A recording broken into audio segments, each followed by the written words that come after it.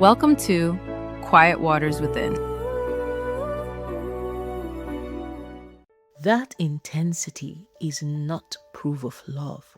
It might be proof of something else entirely. The fight was terrible. Then the making up afterwards felt like the most connected you've ever been to anyone. You miss them more after they hurt you than you ever missed the version of them that was simply kind. The relationship feel most alive in the chaos, the breakup, the return, the tears, the reconciliation, more alive than it ever feels in the calm. But I need you to hear this clearly. That intensity is not proof of love.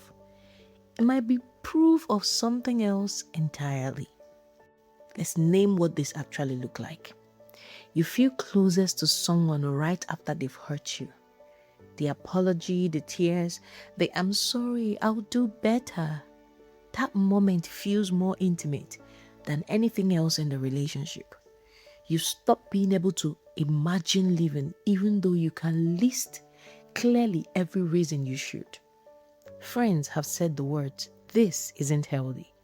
And you found yourself defending the relationship harder than you've ever defended anything else.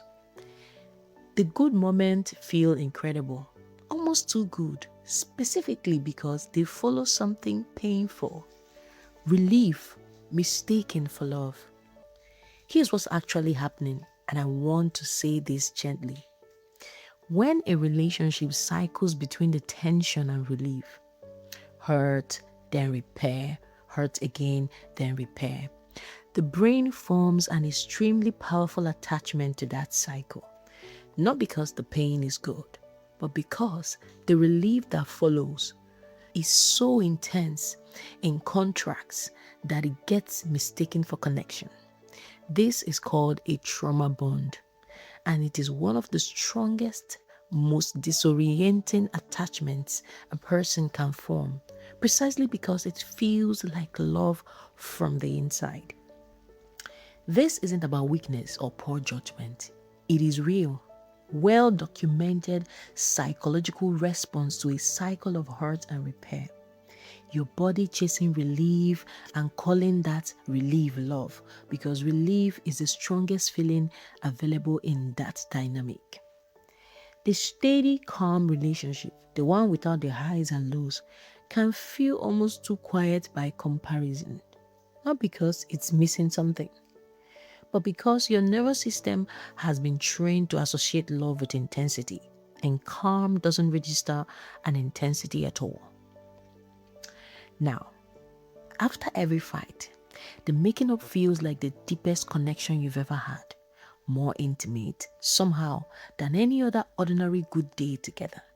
That is the trauma bond doing exactly what it does, making the relief from the pain feel like the peak of the relationship, instead of recognizing that a relationship without the pain wouldn't need the relief in the first place. Missing them more when they hurt you, it sounds backwards, but it's actually common. You find yourself missing someone more intensely in the aftermath of them hurting you than you ever missed them during the calm, easy stretches. That is not deeper love, my dear. That is your body responding to the loss of the relief cycle it has gotten used to. Now, here is the shift, and I want you to hold this very carefully. Love at its healthiest feels calm most of the time. Not boring, but safe. If what you're feeling is close to survival, then calm. If the highs only feel high because the lows were too low, that is worth naming honestly, even if it's hard to look at it directly. So what are you going to do about it? First, you need to ask yourself plainly, does this feel calm or does it feel like survival? Not in the good moments only, but also overall in the pattern. Second, get an outside perspective on purpose. Trauma bond distorts your own read on a relationship from the inside. Someone you trust or a therapist can see the pattern more clearly than you can right now. Third, separate yourself from love in your own language. When you feel that overwhelming rush after a repair, name it honestly. You call it what it is. This is relief. This is not how much I love them. And if this pattern involves real fear, control, or danger, not just emotional highs and lows, please reach out to a domestic violence hotline or a therapist who specializes in this.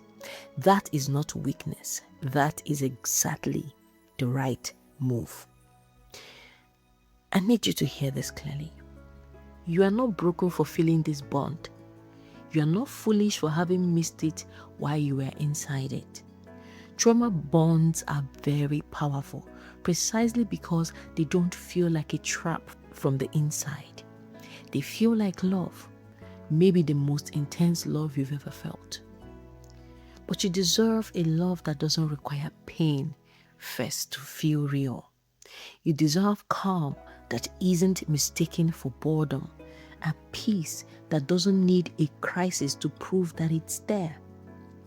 And now this is episode 4. Episode 5 names another quiet wound. What it does to you to always be someone's backup plan. So I'll see you in the next episode on Quiet Waters Within.